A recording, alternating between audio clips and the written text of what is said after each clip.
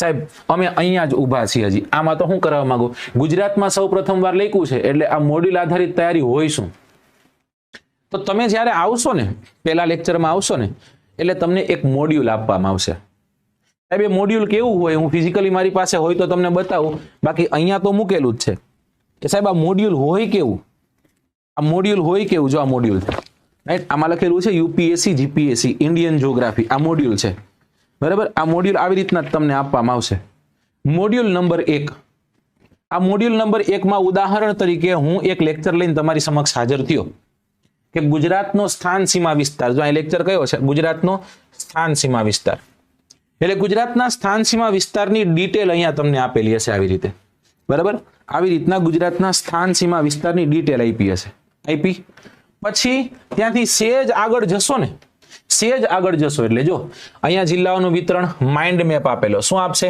Mind map ને mind map પછી આપણે જશું એટલે ક્લાસ નોટ માટેની જગ્યા આપી હશે આ ક્લાસ નોટ માટેની જગ્યા છે આ બ્લેન્ક પેજ તમે જોઈ શકો છો હા સાહેબ આ બ્લેન્ક પેજમાં શું રફ વર્ક કરવાનું નહીં અહીંયા શિક્ષક આખા લેક્ચરમાંથી બહુ મહત્વની બધી જ વસ્તુઓ ભેગી કરી નોટ્સ સ્વરૂપે તમને લખાવશે કારણ કે સૌથી અઘરામાં અઘરું સૌથી આળસ કદાચ આપતું હોય એવું કામ હોય ને તો એ છે નોટ્સ બનાવી તો અમે જ તમને નોટ્સ લખાવશું ઉદાહરણ તરીકે ગુજરાતની જ્યોગ્રાફીનો પહેલો લેક્ચર મેં તમને ભણાવ્યો ગુજરાતનો સ્થાન સીમા વિસ્તાર પછી હું શું કરીશ પછી હું તમને કહીશ કે ચલો હવે નોટ્સ લખવાનો સમય થઈ ગયો હોય એટલે તમારે એ જ મોડ્યુલને ઓપન કરવાનું પછી લખશું આપણે કે ગુજરાત ભારતની પશ્ચિમે અરબ સાગરના કિનારે આવેલું એક રાજ્ય છે અહીં જ ચાલુ કરશું જે 20 થી 24 ઉત્તર અક્ષાંશ 68 થી 74 પૂર્વ રેખાંશ વચ્ચે આવેલું છે અક્ષાંશ ગેપ રેખાંશ ગેપ ઉત્તર દક્ષિણ લંબાઈ પૂર્વ પશ્ચિમ લંબાઈ પાડોશીઓ કયા ક્યાંથી કર્કવૃત પસાર થાય છે કુલ ક્ષેત્રફળ કેટલું ક્ષેત્રફળની દ્રષ્ટિએ કેટલામાં નંબરે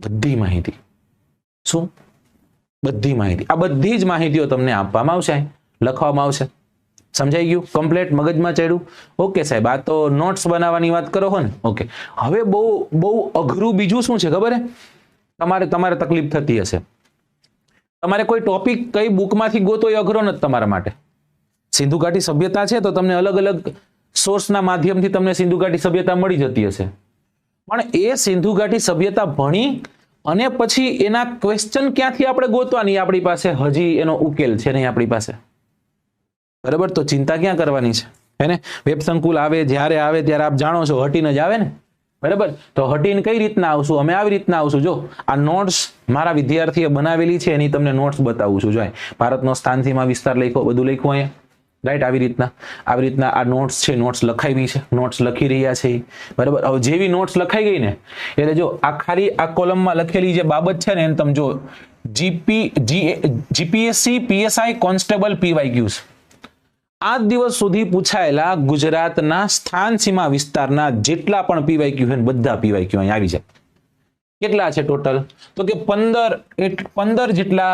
15 જેટલા પ્રશ્નો છે જે પૂછાયેલા છે ગુજરાતના સ્થાન સીમા વિસ્તારને લગતા બધા દીધા છે અને એવું નહીં કે હવામાં તીર નહીં અહીંયા લખેલું હશે કઈ જગ્યા પર ક્યાં પૂછાયા છે બરાબર કઈ પરીક્ષામાં પૂછાયા છે એની સાથે સાથે એનો જવાબ અહીંયા દીધેલો હશે એટલે જો તમને સાહેબે ભણાવ્યું મગજમાં ચડી ગયું આ છેલ્લે માઇન્ડ મેપ કરાવ્યો મગજમાં ચડી ગયું પછી લખાયું મગજમાં ચડી ગયું હવે પીવાયક્યુ આપ્યા એ પીવાયક્યુ અહીં જુઓ પીવાયક્યુ સોલ્વ કર્યા સાહેબ મારા બધા પીવાયક્યુ સોલ્વ થાય સાહેબ આ સોલ્વ નથી થતો તો તમે તમારી રીતના મહેનત કરો નથી થતું શિક્ષકને પૂછો શિક્ષક જવાબ આપશે તમને બીજે દિવસે તમે આવશો એટલે પાછું તમને ટેસ્ટ આપશો બેટા આપી દે જોઈ કેવી તારી તૈયારી છે એવી રીતના એકદમ ટેસ્ટ આપશો હવે તમે મને કયો ક્યાં ઘટે તમે કહો સાહેબ ઓછા પડે 14 પ્રશ્નો તો પ્રેક્ટિસ પ્રશ્નો એ પાર લ્યો બોલો આ પ્રેક્ટિસ પ્રશ્ન છે રાઈટ આ પ્રેક્ટિસ પ્રશ્ન છે તમારે પ્રેક્ટિસ કરવાની છે બીજા 15 પ્રશ્ન પ્રેક્ટિસ ના આપ્યા હવે એક ટોપિક આપણે ભણાવ્યો છે ગુજરાતનો સ્થાન સીમા વિસ્તાર ભણાવ્યો મેં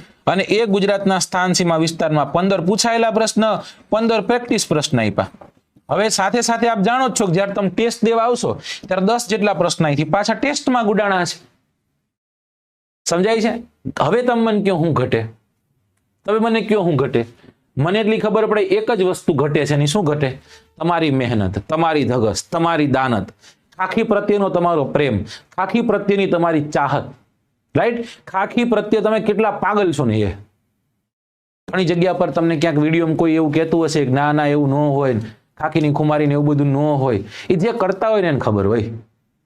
અને તમે કદાચ એવું નથી માનતા, તમને એમ લાગે કે હું ખોટું બોલું છું, તમે રીલું સ્ક્રોલ કરતા જજો. જે લોકો પાસ થયા છે ને શું કામ મૂકે છે સાહેબ? એક અલગ જનૂનથી આ ફિલ્ડમાં ઘૂસનારા લોકો હોય છે. આ ફિલ્ડમાં મહેનત કરનારા લોકો, આ ફિલ્ડમાં પાસ થનારા લોકો છે ને, નાની ચાહતથી નથી આવતા, મોટા સપનાઓથી આવે છે. સમજાણું? રાતના સિતારાઓ નહીં, ખભે સિતારાઓ લાગે ને એના માટે તનતોડ મહેનત કરે, રાત દિવસ મહેનત કરતા હોય, રાત દિવસને એક કરી નાખતા હોય, ત્યારે મળે ખાખી. એમ નામ નથી મળતી ને. આ 13,500 ભરતીમાં આપણે આવવું પડશે. 10 લાખ ફોર્મ ભરાશે, એમાંથી 13.5 આપણે આવવાનું છે. કઈ નાની માના ખેલ નથી ક્યાંય. અને એવું નથી કે તમે વેબ સંકુલમાં આવીને તમે પાસ થઈ ગયા. ના, એવાય લોકો છે કે વેબ સંકુલમાં આવે, ફી ભરે, અઠવાડિયું જોવે, અઘરું પડી જાય, ના અમારા ફિલ્ડમાં નથી રહ્યું એમ કરીને રાજીનામું આપીને વયા જાય. ફીસ ભરેલા છોકરાઓ વયા જાય છે ને. સમજાણું?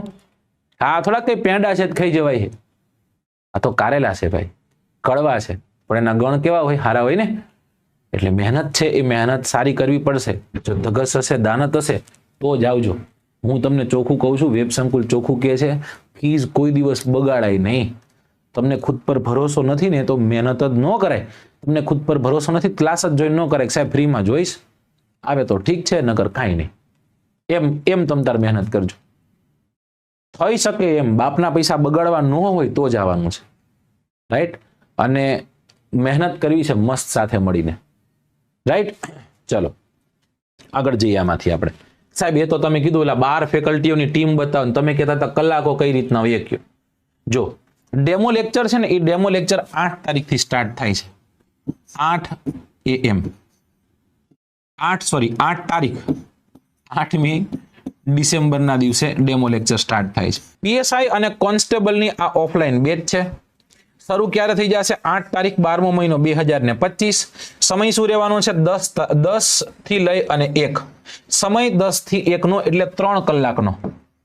પણ તમે જાણો છો, હું જાણું છું, બરાબર? તુંય જાણે, હુંય જાણું, જાણે જગતનો નાથ, ગોરી જાણે જગતનો નાથ, કે કદાચ રનિંગ ફેબ્રુઆરીમાં લેવાઈ ગઈ અને બહુ જલ્દી કદાચ બીજા 3 કે 4 મહિનામાં તમારી પરીક્ષા પ્રિલિમ આવી ગઈ તો એના માટે વેબ સંકુલે એવું નક્કી કર્યું છે કે હાલ જે આપણા આ જે ડેમો લેક્ચર્સ હશે, એ ડેમો લેક્ચર્સના સમય દરમિયાન ડેમો લેક્ચર્સ છે એ આપણા 3 કલાકના રહેશે.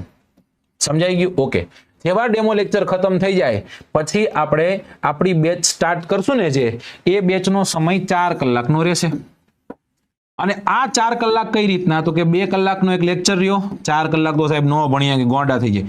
વાત સાચી છે. આ 4 કલાકમાંથી 2 કલાકનો લેક્ચર, પછી એક નાનકડો બ્રેક આપવામાં આવશે 10-15 મિનિટનો ચાય નાસ્તાનો. જેવા બ્રેકમાંથી પાછા આવો એટલે પાછો એક 2 કલાકનો લેક્ચર રહેશે. એટલે 4 કલાકનું રેગ્યુલર તમને અધ્યયન અહીંયા કરાવવામાં આવશે. પણ જ્યાં સુધી ડેમો લેક્ચર્સ છે ત્યાં સુધી કેટલા કલાક? ત્યાં સુધી 3 કલાકના લેક્ચર્સ રહેવાના છે. ઓકે. પહેલો લેક્ચર લઈ ગુજરાતની જ્યોગ્રાફી લઈ અને હું તમારી સમક્ષ હાજર થઈશ. ત્યારબાદ જો વાત કરીએ તો 9 તારીખે ઇન્ડિયન હિસ્ટ્રી લઈ અને કુલદીપ સાહેબ હાજર થવાના છે. 10 તારીખની વાત કરીએ તો દુર્ગેશ સાહેબ મેથ્સ લઈ અને તમારી સમક્ષ હાજર થવાના છે. ચોથા દિવસે અકરમ સાહેબ તમને જનરલ સાયન્સ ભણાવવાના છે. ત્યારબાદ 12મી તારીખની વાત કરીએ, 5મા લેક્ચરની વાત કરીએ, ઇન્ડિયન કલ્ચર સાથે પ્રશાંત સાહેબ આવશે. અને 13નો આંકડો આમ અશુભ છે પણ પોલિટી માટે તો શુભ છે. રવિ સાહેબ 13 તારીખે ઇન્ડિયન પોલિટીનો લેક્ચર લઈ તમારી સમક્ષ હાજર થવાના છે. તો આ શેની વાત કરીએ આપણે? આપણા ઓફલાઈન વર્ગોની. સરગાસણ ચોકડી ખાતે છે, first floor, Ashwamegh complex, Sargasan cross road, K0 circle, Gandhinagar. આ જગ્યાએ આવવાનું છે. ચલો ટનાટન મગજમાં ઘૂસી ગયું, બધું સમજાઈ ગયું કે નહીં?